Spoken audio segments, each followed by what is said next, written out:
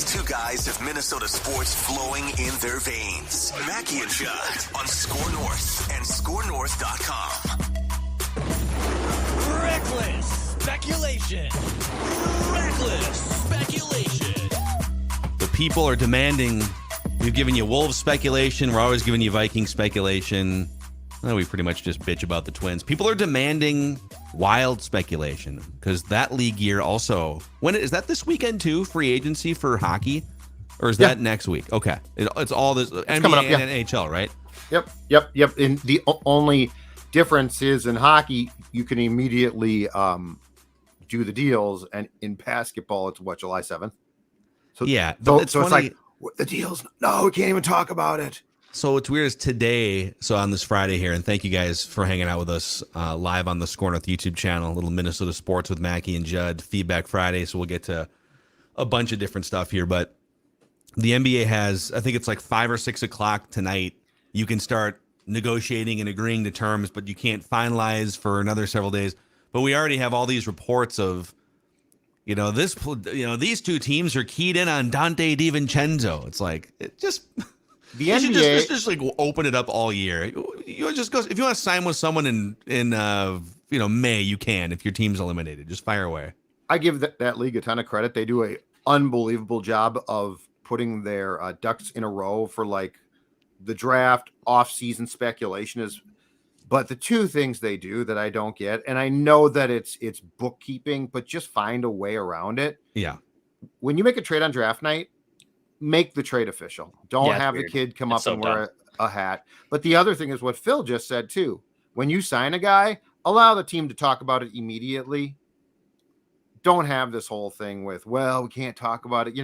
I mean, 3 days ago, I think it was, Tim Conley did a press conference about something and was not allowed to talk about the Naz Reid contract yet because it got announced, I think, yesterday. Yeah, Come on. It is funny.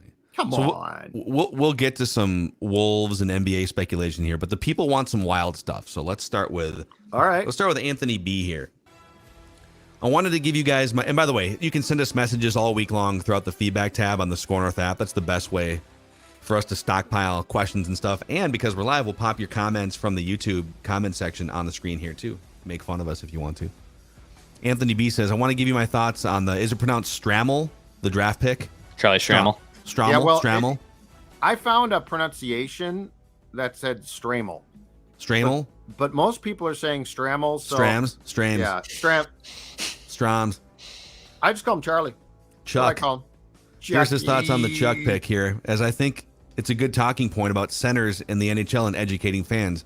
I was initially disappointed about the Chuckster pick, like everybody else. His freshman season at Wisconsin, 12 points in 33 games, was very underwhelming. And did he play in the World Juniors?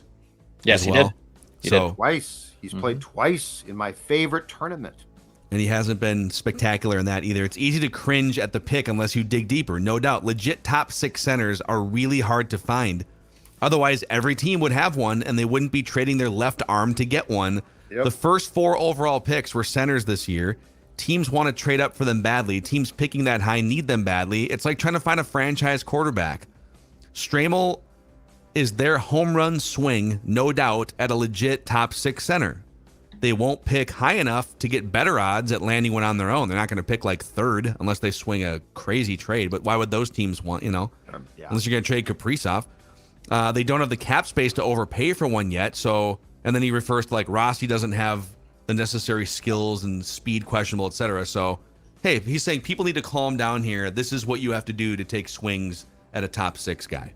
And we actually recorded a very brief Judd's Hockey show yesterday, going to do a longer one today with Jesse Pierce on too.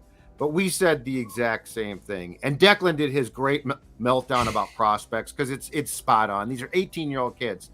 But you know what the Wild did? First round, they took a center, 6'3", 222. Second round, they took a center, 6'3", 190. And in the second round with their third pick, they took a center who is 5'11", 180. They are taking swings at filling a spot that Declan and I and a lot of you out there who are Wild fans have perpetually bitched and moaned about, which is you don't have center depth. So these are 18-year-old kids, okay? If you're drafting 1 through 5, and I'm like, you screwed the pooch there. And believe me, I forget, I might have been pick 5 or 6. Arizona went off the board and took a defenseman from Russia who was like projected 28th. Okay, that's worth complaining about. But when you're in the 20s and we've been complaining that you need right-handed shot, big centers that can win faceoffs, and you take one, and now you're going to complain about that. Even I can't, and I love to complain. You guys know this. I love to complain. Nobody likes to jump the gun and complain more than me, but I can't complain about the fact that Bill Guerin basically addressed something that needed to be addressed. And one last thing about this kid, which I didn't realize until I read the Athletic story, that's important. He's from Rosemount, okay? He's played in the World Juniors twice, and yes, he hasn't had a ton of statistical success, but that's a really good tournament. Like, that is a high-level bleeping tournament, and he had a very disappointing freshman year on a bad Wisconsin team. But I believe, here's the other thing to keep in mind. In 2020, his dad, who he was incredibly close with, passed away at the age of 46, okay? That is a factor. That is no... So we're talking about a 17-year-old kid probably, whose dad is 7 years my junior as far as age right now, who I don't know how he died, but he died, okay? So there is no way that you can't factor that into your equation there.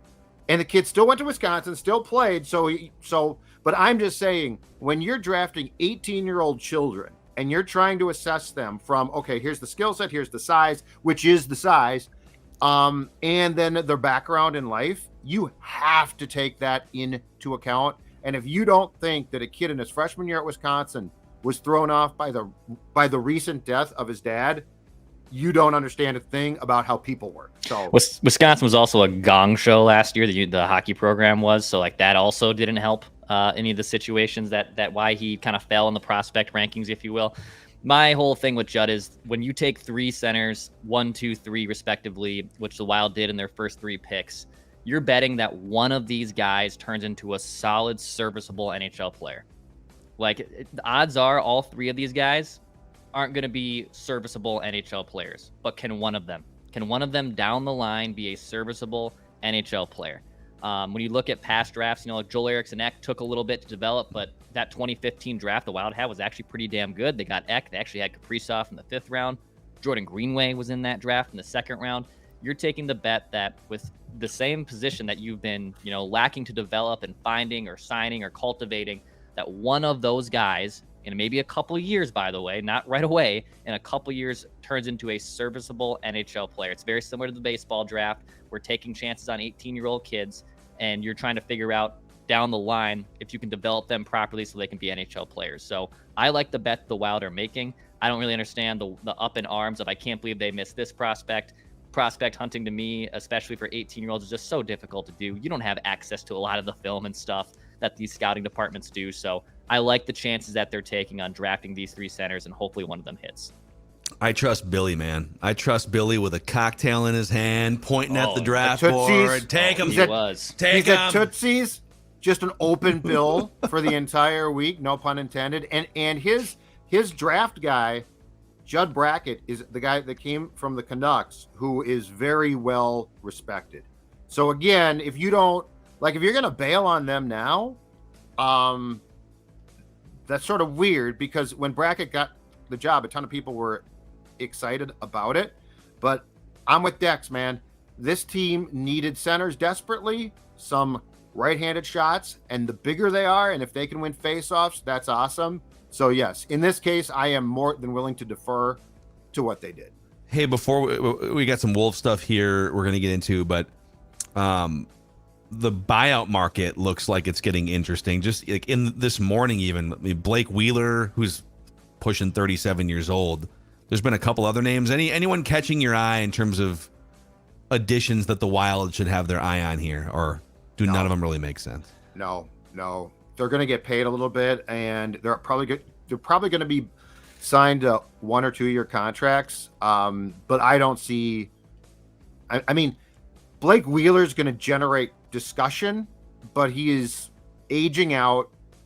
it came from a very weird situation with the Jets. That locker room was toxic. Yeah. He was stripped of the captaincy a year ago.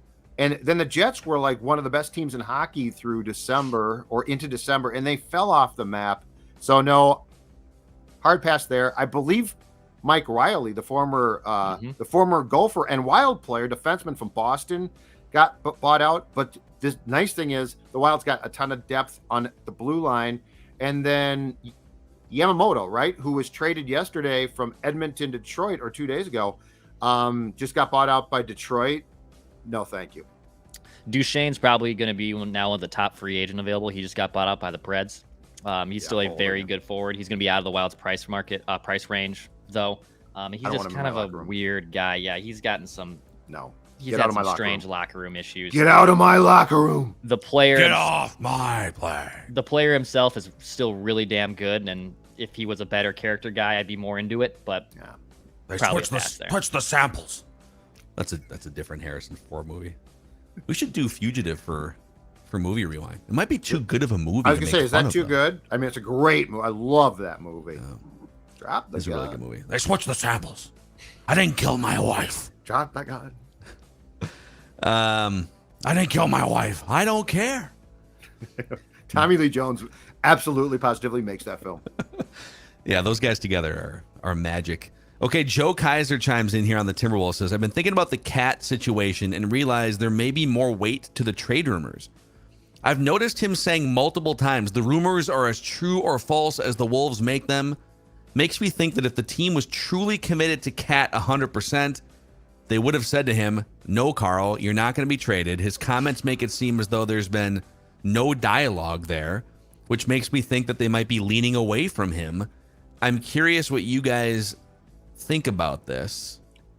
I don't know. Where do you think? It's so hard to know. Like he's been posting videos from the Wolves practice facility. Well, I've got some reckless speculation got some windy for fingers. you. I did because I know you guys are going to be shocked, but I spent a lot of time watching ESPN. Oh, the Vince stuff. Oh, Vinny making an appearance. Oh, is that the bone? His little bear. No, his little bear. Oh, his bear. Oh, it's a human hand. He likes to bring you a toy when he greets you. Took a neighbor's hand off. Yeah. Hey, here, Dad. Here's a hand. There's blood all over his mouth. Oh God! What did you do, son? Cujo. He kisses me with his blood in his mouth. Oh, Vinny. Vinny, who's a good boy? So I've got some reckless, windy speculation from yesterday. Reckless Here you speculation. go. Why is that? What? Tell me. Vinny! Why is Vinny's gone. Why is that? Now, why is that? Why would that be? Wendy was asked on PTI about James Harden, who now opted into his deal with Philadelphia to get traded. Okay, yes, so correct. he's gone, and they were talking about the logical landing places for Harden, which included the Clippers, and then of course because they are ESPN, they got to the Knicks, and Wendy said, and this is where it gets interesting. Something along the lines of the Knicks, like, okay, I could sort of see that, but here's the issue. The Knicks might be waiting for a bigger, younger superstar to come down the pike next offseason. And if you go in with Harden, you obviously, because he can't be extended, so like then he's going to come up for a contract again. And could you keep him at that point? And Wendy said the Knicks might be keeping their options open for a younger superstar in a year.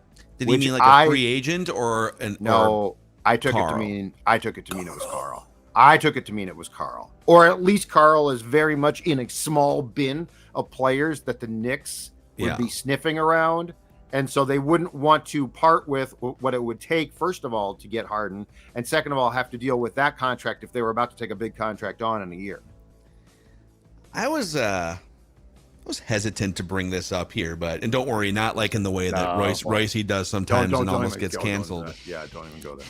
But in the spirit of getting reckless here on this NBA League Year Eve, have you guys been following the Dropping Dimes Twitter account drama? Are you at all? Do you have any idea what I'm talking about? No, tell us all. So there's an account. Actually, originally it was like Dropping Dimes 22 or something, and it got up to 42,000 followers, and then somehow like Twitter deleted the account, and they started a new account yesterday. And actually, this account was created in May of 2022. It's like a burner account for someone very much in the know, apparently. And but they just reactivated a backup account that's now up to 19,000 followers. It's Dropping Dimes 50. If you just search Dropping Dimes, you're gonna get there's a bunch of like poser now like fake accounts. This is really inside baseball. But this account nailed the James Harden stuff a couple days ago and some other news too. And they've just been dropping little nuggets here and there. And it could all be BS. I don't know. But this is a safe space for reckless speculation, right? It is. It is, no question. Speculation. So like he or she nailed some sort of like the James Harden thing and something else. 13 hours ago, they tweeted the Lakers aren't expected to make any huge moves this offseason, likely keeping D'Angelo. It's like, well, if this was a fake account, you wouldn't be like downplaying Lakers news, right? So it seems very plugged in. And like the latest one is Chris Middleton will sign a deal to stay in Milwaukee, and despite reports of Miami having interest in James Harden, he will not be traded there. So it's like, yesterday, Windy Fingers.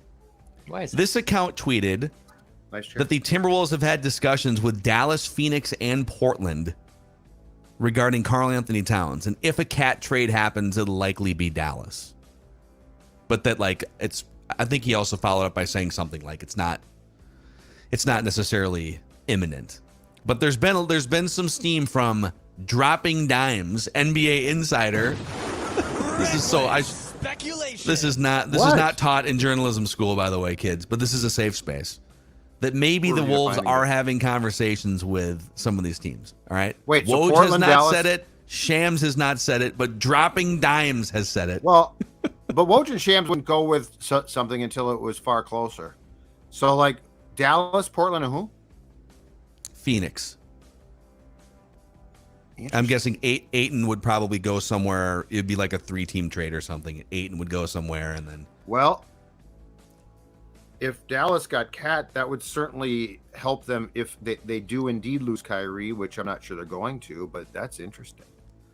Super interesting. So I don't know. So have your eye out for the Dropping Dimes 50 Twitter account and see how right or wrong they are. Scott Walsh says, I was listening to Dan Barrero's interview with Tim Connolly a week and a half ago, and Connolly used the words infantile and petulant when describing the emotional maturity of the Timberwolves. Surprised this didn't get more coverage throughout Wolves media. For me, it was cathartic hearing the general manager describe his team in this way, instead of me constantly yelling at the TV during Wolves games, not only recently, but more or less my entire life. So I didn't hear the interview, so I'm just kind of going to take Scott Walsh's word for it. But if Tim Connolly is indeed telling the truth about the emotional intelligence or lack thereof of this team, I find that refreshing. And they are sometimes infantile and petulant. Yeah, I mean, they had a guy punch a wall, and Towns, is going through his thing, and I think Towns has been very calculated with how he wants to go about that for sure. And I think Anthony Edwards has, there's been times where it's been a little painful, but he's also, I think, grown up a lot as he entered the league. I mean, he was one of the youngest players in the league, and he's clearly going to be the face of this franchise. So I'm not too surprised that Connolly, who's only been here, by the way, for basically a year, has kind of surveyed that from this team, and can they kind of figure out, that's where if they get like a veteran guard here, whether that's on the minimum, that has kind of that championship pedigree and kind of reel everybody in. I think they need that in that locker room. Yeah, go ahead, Judd. We have a little delay here. I think the St. Louis Park internet gremlins are. It's you. Yeah, that's you. It is definitely you. Okay, because you were breaking up and I couldn't tell if it was me. No, or not. You were breaking up. Okay, am I back now? Test I think 1, you're back 2, now. test 1, 2, Yep. test 1, 2. Yeah, Judd, I think you're back. Yeah. No, that's very funny. That's very funny. It's always the Judd stare of. All right. So I heard about those quotes too, and they are 1,000% a shot at Carl. They are 100% a shot at Karl-Anthony Towns. Yeah. I think Jade McDaniels too for like punching a wall is in that mix, but yeah. Sure, but I think that he is like at some point in time, it just gets to a point with Cat where it just becomes so clear. And like, not only did I think Conley rightfully so express disappointment in a lot of what he saw from various players last season, but then one of his superstar players can't shut up and he's talking to everybody possible to give these quotes that make no sense. I think it's largely a shot, if not, because everybody else, I think he would probably just talk to privately. But I think with Karl, we are reaching a breaking point. And there was a good comment pointed out. What do we make yesterday of the Wolves' decision to do the "It's a Movie" Cat shot? So they put that. I don't think it was out. That was not a shot. They were like celebrating Karl on Twitter. It's the social media team like celebrating Karl. But are we celebrating him because he got left out of the Naz Reid celebration clip? Like, why are we celebrating Karl, and why are we celebrating a game against the Hawks? Because it was like a movie, Judd. What do you mean? Steven Spielberg is lining up A-list actors to portray Minnesota Timberwolves beating the Hawks on like a Tuesday, Wednesday night in March. Stop. Dan Stuziak chimes in and says Chris Vernon from The Ringer earlier this week on a hypothetical team-up of Draymond Green and Karl-Anthony Towns in Portland, quote, Draymond would hate him with the fires of seven hells. I will say Draymond was riding along with Stephen Clay on the match last night on TNT or TBS, whatever network it was. And so there's a bunch of steam that he is going to go back to the Warriors, especially now that Jordan Poole is gone. That let's keep the band together. But can you envision a scenario where Draymond Green and Karl-Anthony Towns play together and punches aren't thrown? Well, not in 1,000 years, no. And Karl would whine and then get punched out. No, I don't think that you would go from a guy that Draymond this past season cold-cocked in practice and bring in Cat. Like, Wiggins could drive you crazy, but I think he was just sort of a laid-back guy. Like, there's questions about his intensity for sure. He's a quiet, fit-in, but go-to-work kind of a guy. Yep. Like, he's not going to whine or try to act like he's a star player. He never acted like that. So, no, I cannot see. Draymond and Cat would be among the most toxic combinations that you could possibly have. It would be good. I would get your popcorn, man. I would love to see that. It would be fun to watch, but I'm saying I can't see it. All right, got a few. There's a few fun ones in here too. We should shout out our friends over at Power Lodge real quick here. So, hey, it's 4th of July weekend. You can still get in, by the way, to one of the 3 Power Lodge locations in Brainerd, Anami, and Ramsey, or Miller Marine in St. Cloud. Maybe this is your weekend to make an impulse buy. Over 300 pontoons in stock. Get out on the water for some throttle therapy.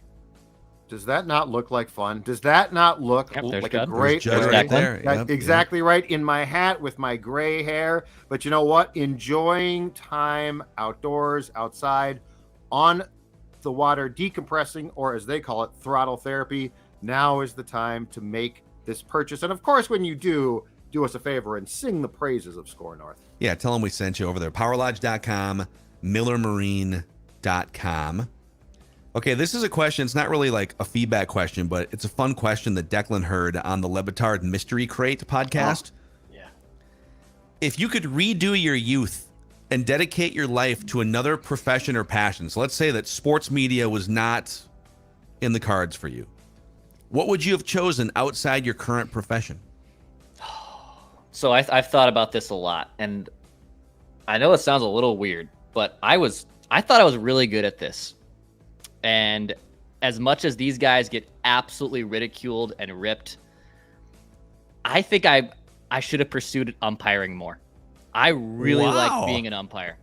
I really, really enjoyed it. But just like the ego power trip nature of it, or what do you like about umping? I umped 10, 12, and 14-year-olds from the time I was like 18 through 21. Even to the fact, Parkway Little League, which is on the east side of St. Paul here in the Twin Cities, I actually umped the championship games 3 straight years behind the plate. I loved umping behind the plate. Now, I know as an umpire, you rotate through all the positions, and you can't just be a home umpire. But a home plate umpire is one thing that I've thought about. I wish I maybe could have pursued a little bit more. Power trip. How did you have a a signature strike call? How did you ring someone up? It was a step back and a pull.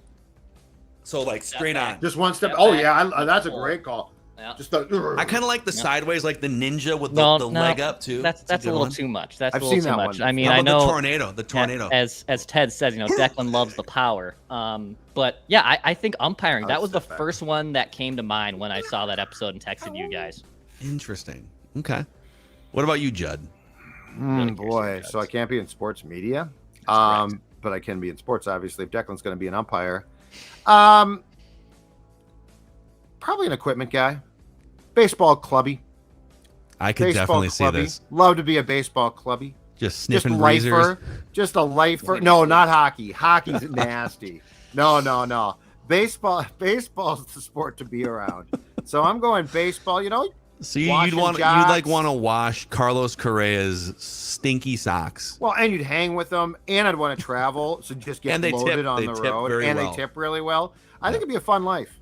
God, I saw, who did I see? Someone on the Braves, because I used to go in the visiting clubhouse at Target Field in 2019 a lot when I was doing some freelance stuff. And I forget who it was, but one dude, a clubhouse attendant, got tipped like $1,000. I saw from like a very prominent major league player, and I was like, "Holy crap, dude! That is insane." Nothing for them. And you get to kind of they pay for your stuff if you're out on the road or whatever. Like you get to kind of live the life without actually being a millionaire. If you're good to them, they're good to you. Mm-hmm. So you know where some bodies are buried too. If you you know the stories, and I think. And to be clear, those jobs are really hard work. So, it's not like they're simple jobs. But I think being around baseball a lot with a job like that would be fun. Elias would have been fun. Judd should just be the Twins hitting coach. Come on, man. Carlos. Come on, Carlos. Come on, Carlos. Little pepper, Carlos. Look at little pepper. Come on, Carlos. Come on, guy. Max. Come on, Cap. Come on, Cap. I would say my answer to this... The thing that I was the best at up until I just got sick of it when I was 19 was playing trumpet. I was I was one of 4 sports and band guys that saw it through all the way through high school. And old Macadac won the school's Louis Armstrong Trumpet Award, won a soloist award in New Orleans one time. So I probably could have. I didn't really. I wasn't enjoying the practice time by the end, but I was really good at trumpet and probably could have pursued some sort of career, I don't know, orchestra or jazz music or something. Why trumpet and not guitar or something? So, and it's funny in retrospect, if you're gonna, this is my advice for all the kids out there, okay? If you're gonna devote a chunk of your life from age 8 or 9 up until adulthood to learning an instrument, I chose trumpet because my grandpa played trumpet, and my grandpa was the leader of one of the more prominent polka bands in the upper Midwest, state of Wisconsin, the Wayne Solberg Orchestra. And I chose trumpet because he played trumpet. But you're not going to pick a trumpet up at a party when you're 30, right? So I would say piano and guitar are the 2 instruments that'll carry you through life if you're going to devote time to one of those. Wish I had learned it. I have a guitar. I did that during COVID, and I still got it in there, and I haven't played it a lot. But that was my main thing I did when we were all locked up inside our houses for a long time. Another one though, for me, would be drums. I would have loved to play drums. I think being the drummer of a band would be awesome. But how do you practice without pissing people off? Yes, it's very, very. They got the electric ones now, but it's still not the same. It's still tapping, but it's not as booming, if you will. Yeah. But I think that one's up there. Another one for me would be snowboard. I snowboard still, but okay, I don't know if I can do that. Declan, I don't know if I can do that. Declan, you're doing all these different things, man. Come on, you got to pick one. Oh, well, snowboard. You can't just say that you're going to snowboard. You don't make money as a snowboarder until you are sponsored, right? Yeah, so exactly. At least you can make $50 umping a junior high game. You can make money umping. Exactly, that's true. I actually for 4 years I did pay the bulk of my income for my early 20s was playing poker. This is before online poker shut down in the United States. I would be multi-tabling sit and go tournaments and playing cash games and stuff online and going to Canterbury till 3 a.m. So there was a time in my life where I really wanted to be a professional poker player, but then you wind up all your friends are just You're just hanging out in like smoky casinos or staring at a screen for 14 hours a day, grinding out rent money, and it's just kind of depressing, actually. You see these guys on ESPN like, oh man, World Series of Poker. Yeah, but a lot of those guys are also just like single and degenerate and haven't showered in 5 days. So I don't know. There's something about it. Did you bet the ponies as well at Canterbury or just poker? Just casually. Just just for fun once in a while. In fact, the only gambling that I will, like, even we're going to Vegas for a while this weekend, and I haven't played poker in 10 years. I don't like gambling. Like, I'll do a little sports betting here and there just for fun. Or like fantasy. I'm in on fantasy. Like, it's not a vice of mine either. I'm in on fantasy, but yeah. Yeah, it's just not a vice of mine. I've got vices, and that's just not one. Yeah.